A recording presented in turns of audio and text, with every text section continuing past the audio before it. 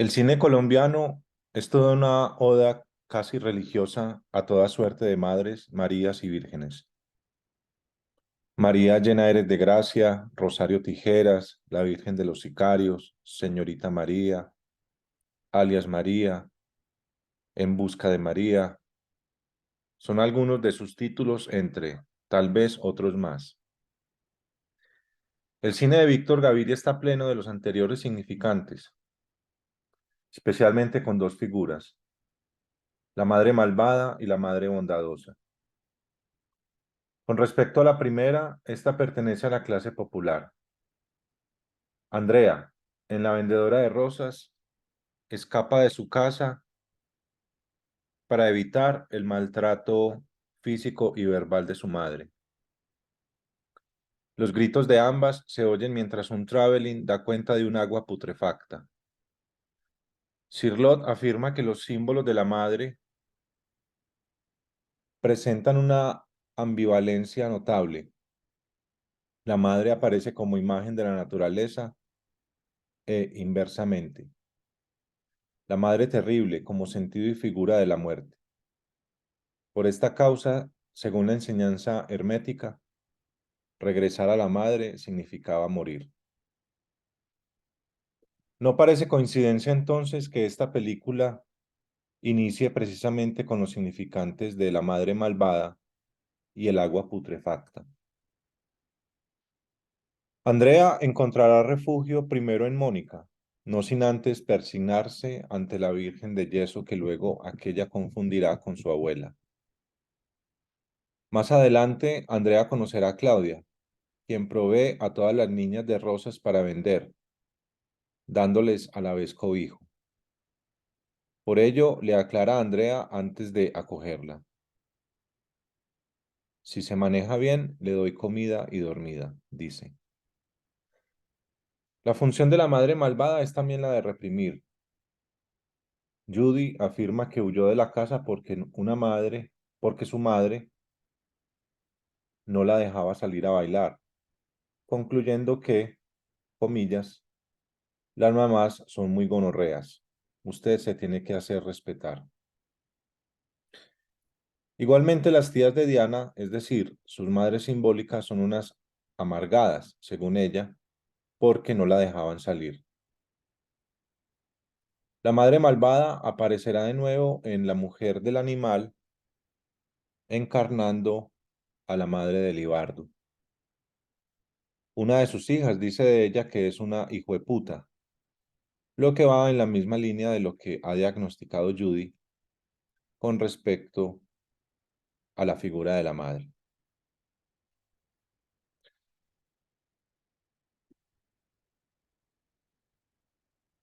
En el cine de Gaviria, la buena madre y la mujer en general es un dechado de virtudes marianas, al ser tradicionales, abnegadas, hogareñas y, sobre todo, protectoras. Así sean delirios, como es el caso de Mónica.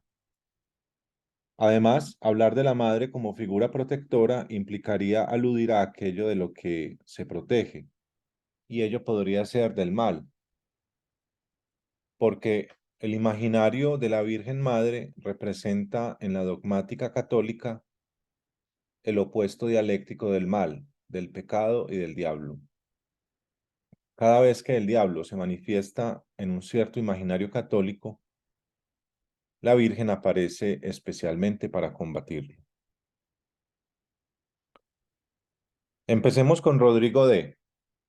La buena madre de Adolfo llega a ser su compinche al consumir drogas, los dos en perfecta comunión.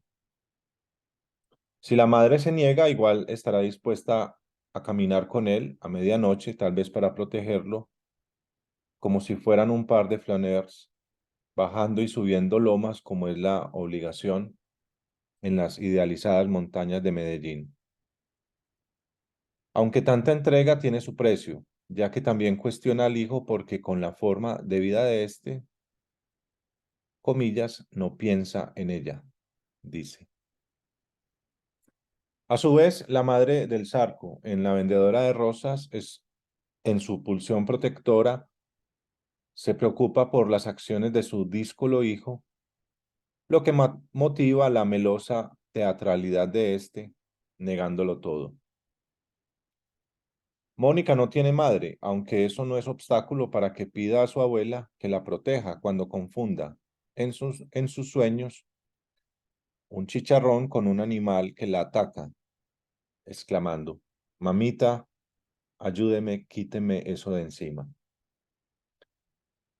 El acompañamiento maternal se repite una vez más en la mujer del animal cuando Virgelina le desee precisamente a Amparo que la Virgen la acompañe. Y por supuesto la Virgen estará ahí en su pecho. El motivo de la imagen de la Virgen que protege ya había aparecido en Rodrigo D., en un escapulario de uno de los personajes. Madre auxiliadora, tengo 1000 dificultades, ayúdame. De mis perseguidores, sálvame. En mis desaciertos, ilumíname. En mis dudas, confórtame. En mis soledades, acompáñame. Cuando me desprecien, sonríeme. De mis calumniadores, defiéndeme. Con tu corazón maternal, guárdame. En el fondo de tu alma, recíbeme. Otra estampa de la Virgen María aparecerá también en el cuello de uno de los sanguinarios compinches de Libardo. No se aprecia muy bien, pero bueno, si hace un esfuerzo, ahí está. Y también será motivo constante apareciendo en altares o lo que queda de estos en la vendedora de rosas. Y ya que hablamos de la Virgen, recordemos que esta casi siempre aparece con su adorado hijo como corresponde a la patriarcal y sexista Biblia, como bien se quejaría una indignada feminista. Y ello es lo que tendremos en abundancia en el cine de Gaviria, a muchas madres cargando hijos. En sumas y restas, Paula aparecerá casi siempre en relación con los cuidados de su bebé. Amparo, una vez da a luz, no abandonará a su hija y tampoco lo hará con respecto a otro hijo que Libardo ha tenido con otra mujer. Relacionado con la protección, la madre o sus reemplazos tienen también la difícil labor de la corrección del hombre. Las novias de los criminales, por ejemplo, en Rodrigo D., están en constante evaluación de aquellos. Una de ellas le dice a Johncito que no vaya a trasnochar mucho o que no vaya a hacer muchas locuras. La novia de Adolfo lo indaga en torno a esa vida oculta y que ella intuye como peligrosa. Las cosas no cambiarán con sumas y restas, ya que cuando Santiago llega a un almuerzo familiar, su madre lo cuestiona al instante diciéndole, ¿qué estás haciendo que estás tan trasnochado? Luego Paula continúa el cuestionamiento por haber olvidado recogerla, a ella y al hijo, por supuesto, y remata su reprimenda con y estás oliendo a trago y todo. Hacia la mitad de la película, de nuevo sancionará su olor cuando Santiago llegue de una de sus tantas fiestas, mandándola a dormir cual niño regañado a otro cuarto. Pero es que desde esa misma comida familiar se puede observar a un Santiago atraído por el mal, como si jugara con el vértigo de la pérdida, de precisamente la pérdida de esa felicidad pequeño burguesa. Pérdida con la cual se va entendiendo el título, porque sí, suma dinero, pero con ello le resta felicidad. La felicidad, sobre todo al parecer, de su esposa. Pero el hombre tiene su historia, ya que ese mal con el cual juega ahora ya lo ha vivido antes. Paula constantemente le señala su antigua adicción a la cocaína, y él mismo lo reconoce cuando afirma compungido que no va a volver a caer en eso. Interesante reparar en ese verbo, caer. Así pues, Paula está en un constante reclamo por su alejamiento de ella, del hijo de ambos, de toda la gran familia. También en otro momento dice, en tono de reclamo, como siempre, que estuvo en una reunión familiar donde su mamá, más concretamente, pero que él ya no tiene tiempo para esas cosas, que está aislado de todo.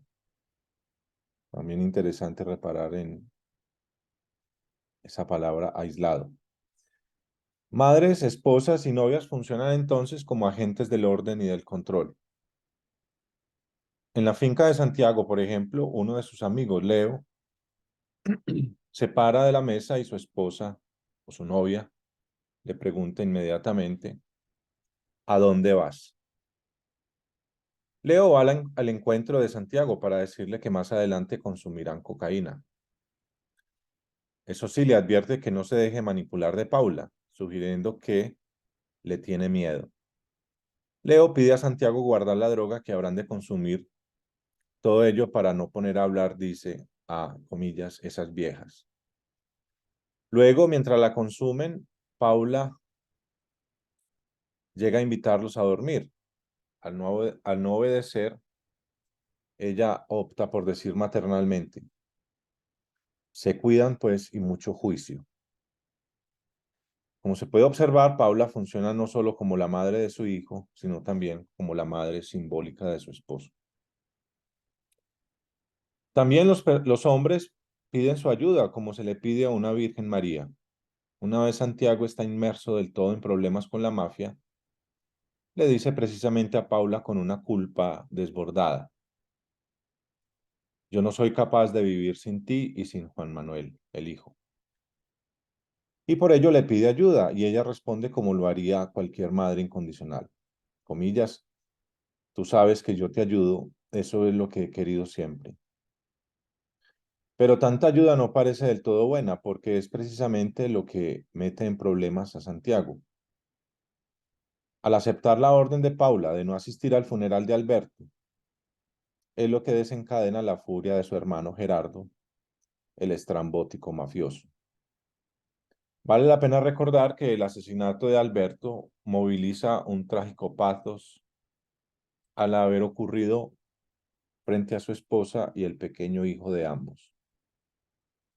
Finalmente, Sumas y Restas tiene su final feliz, ya que Santiago vuelve sobre el buen camino, reencontrándose con esposa, hijo y con seguridad el resto del mundo familiar, ese que nunca debió abandonar. Y es en ese momento cuando se besan Santiago y Paula, se abrazan y luego van a la cuna para ver al hijo dormir, todo ello enmarcado en la más insuperable cursilería. También, como hemos visto anteriormente, el asunto de la comida vinculado con la madre es recurrente en el cine de Gaviria. Paula, después del mencionado almuerzo familiar, repartirá con alegría todo tipo de comidas en la reunión de amigos y que tiene lugar en las bucólicas fincas de los antioqueños. Por su parte, en La vendedora de rosas, en los sueños y delirios de Mónica, ésta le ofrece una taza de chocolate a su dulce abuela, mientras ella labora como corresponde a toda virtuosa madre, enmarcada en un conservador mundo. Hacia el final es el turno de la abuela, precisamente, proveyendo de bebidas y comida para la obligada concurrencia familiar navideña. Aunque no es solamente comida lo que ofrecen las madres, también serán objetos. Y el cine de Gaviria sí que está pleno de la circulación de estos. En Rodrigo D, un niño le dice a Ramón que el reloj que éste quiere robar le fue regalado por su madre. Cuando Mónica recibe como regalo un reloj de un borracho, cualquiera, le dice el tradicional que la Virgen lo acompañe, a lo que éste responde, lo de la Virgen la quiero mucho. Habría que notar además que en ambas películas se da el robo de estos relojes o su intento. Y ya que hablamos de robos, debemos recordar que la mamá de Andrea le regalará unos patines a su hija menor, siendo ello el motivo de los celos de Andrea y y lo que llevará a privar a su hermana pequeña de estos para su posterior venta. Finalmente, ya que también hablamos de regalos, hay que decir que los hijos también hacen sus ofrecimientos a la madre, bien sea dinero, como Gerardo, el de sumas y restas, cuando le envía orgullosamente a su madre el dinero ganado a través del narcotráfico, muy probablemente no cuestionando la madre su procedencia, o también la ofrenda en la forma del trabajo, como cuando un personaje de Rodrigo dice que está construyendo una plancha, todo por su madre. Así que todo este mundo es un mundo equilibrado.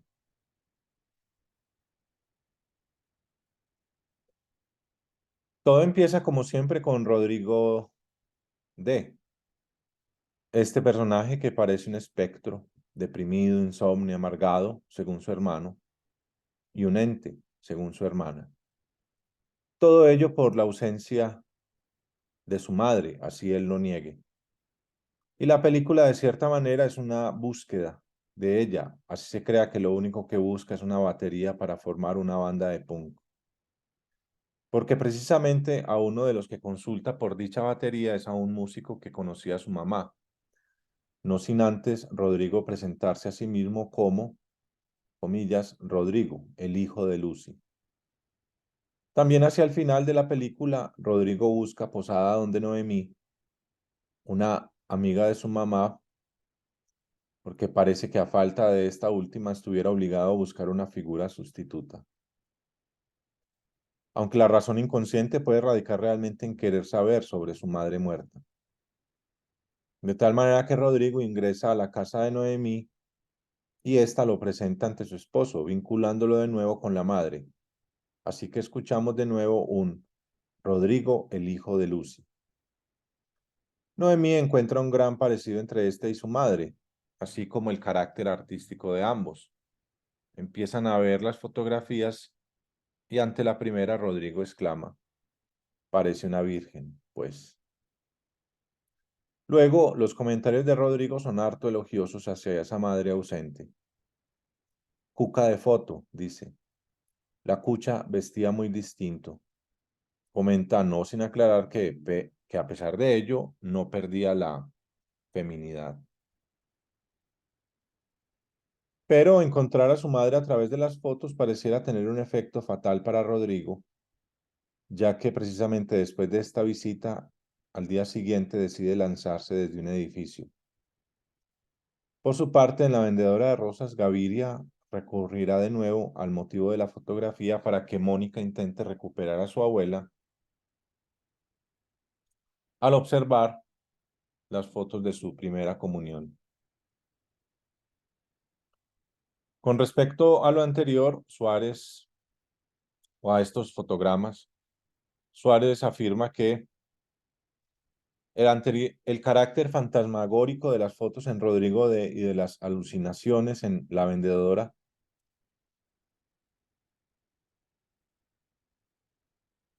surge como una protección abstracta para estos personajes sin esperanza, pero no sugiere su muerte como un estadio de dolor, sino uno de reconciliación donde finalmente pueden reunirse con madre y abuela respectivamente. El carácter inasible de la imagen de la madre y de la mamita, la abuela, marca la desaparición de Rodrigo y la de Mónica respectivamente. La importancia entonces de la fotografía se puede ver como esencial en el cine, ya que la modernidad recoge ese valor íntimo del objeto y potencia la nostalgia que destila a través de la evocación de quien lo observa. En la vendedora de rosas, entonces la foto reemplaza la ausencia de la abuela, quien a su vez es un reemplazo de la madre.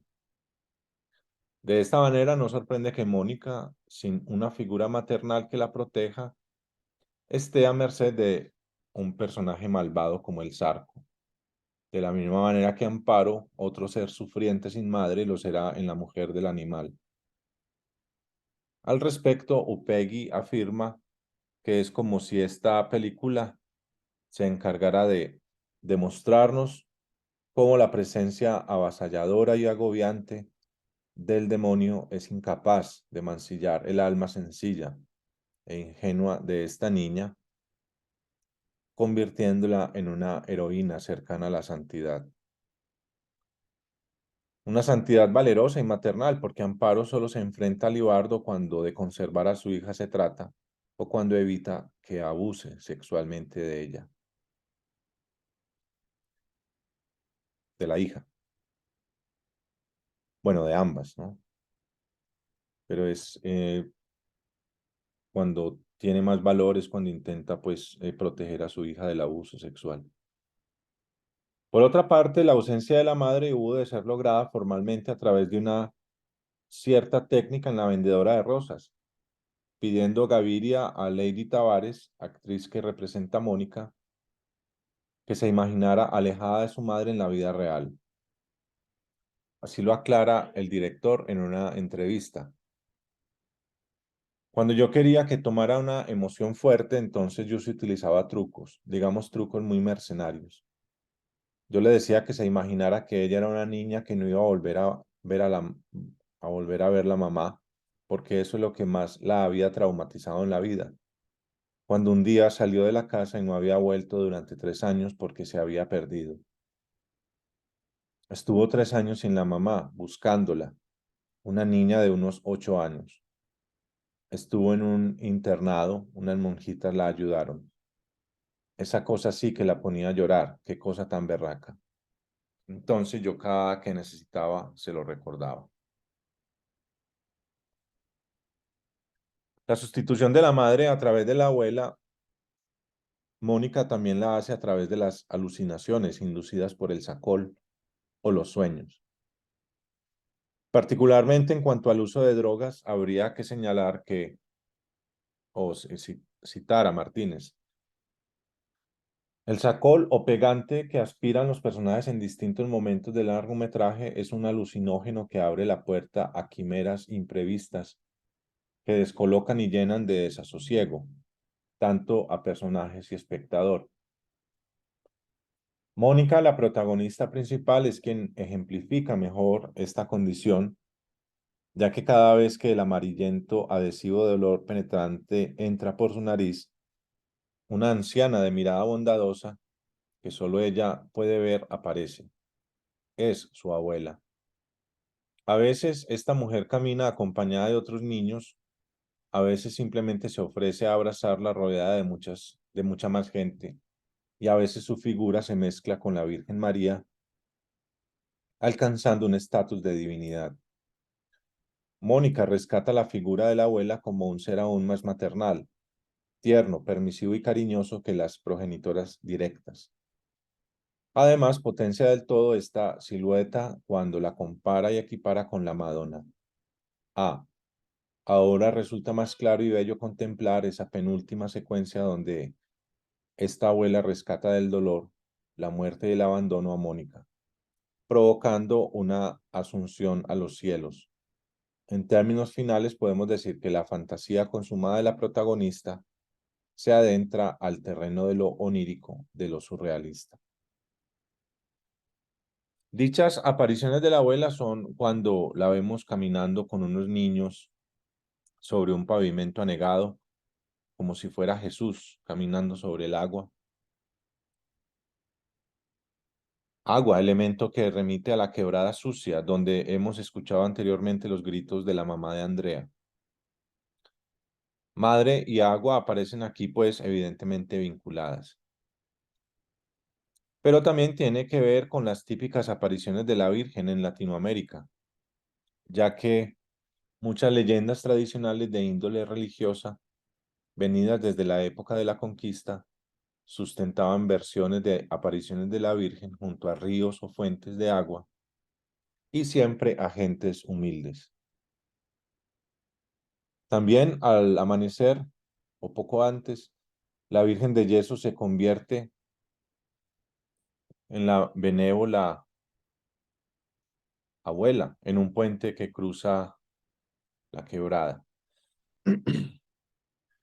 Pareciera un juego constante de aparición y desaparición, una presencia reconfortante y una ausencia angustiante en el mejor estilo del Foucault planteado por Freud. Finalmente, esa figura de la abuela volverá a ser yeso, pasando el relato del delirio a la realidad.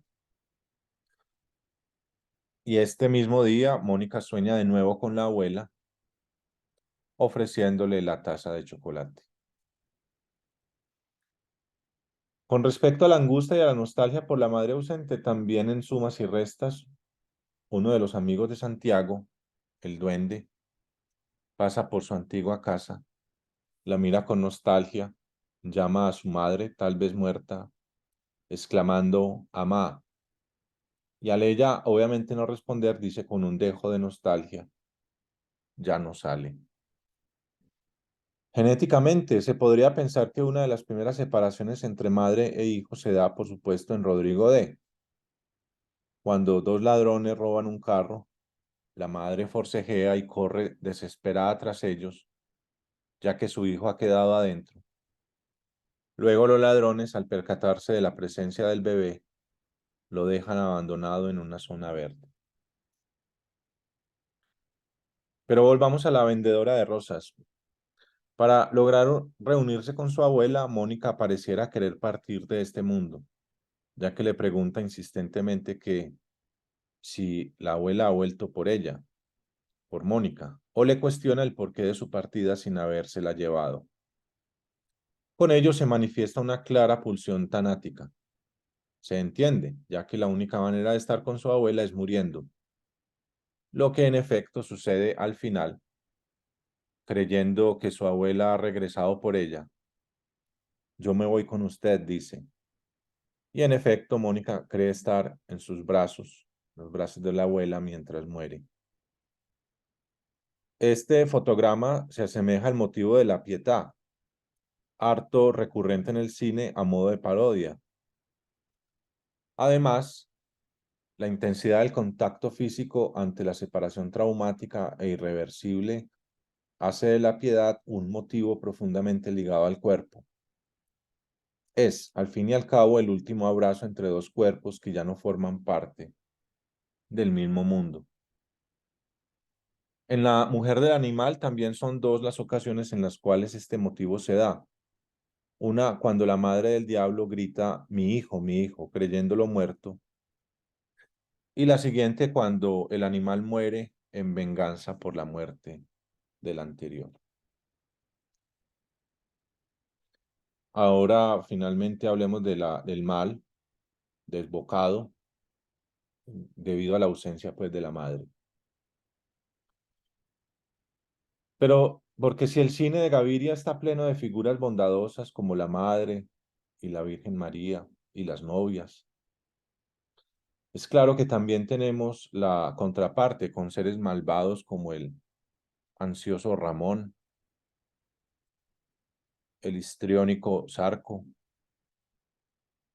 el exuberante Gerardo o el psicótico Libardo. Todos comandan o pertenecen a grupos de bandidos dedicados al crimen. Y todos mueren violentamente, a veces a mano de las mismas hordas con las cuales están involucrados.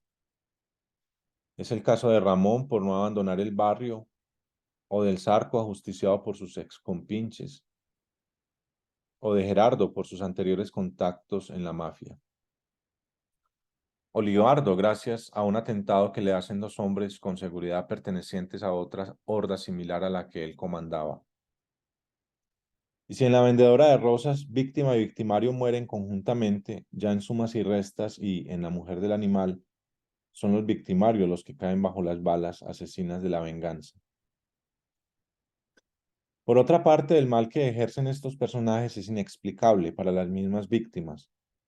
Por ejemplo, el dueño de la finca donde Gerardo tiene el laboratorio de cocaína, reflexiona en la caleta donde lo tienen secuestrado. Comillas, ¿por qué me tiene que pasar esto? ¿Qué he hecho? No tengo nada que ver con esto. Esto no tiene por qué pasarle a nadie, hombre. Y para ahondar el discurso religioso del relato, el anterior personaje reza el Padre Nuestro que se une al mismo Padre Nuestro que la familia de Santiago reza en una misa. Igualmente, las mismas palabras de incomprensión frente al mal son escritas por Amparo cuando se halla igualmente encerrada como los anteriores personajes. Señor, ¿qué estoy haciendo? ¿Qué estoy pagando? De igual manera, el carácter religioso de este personaje no es menor, ya que recordemos que estudiaba en un internado de monjas y se ha visto obligado a huir de allí, todo por hacerle maldades a ellas.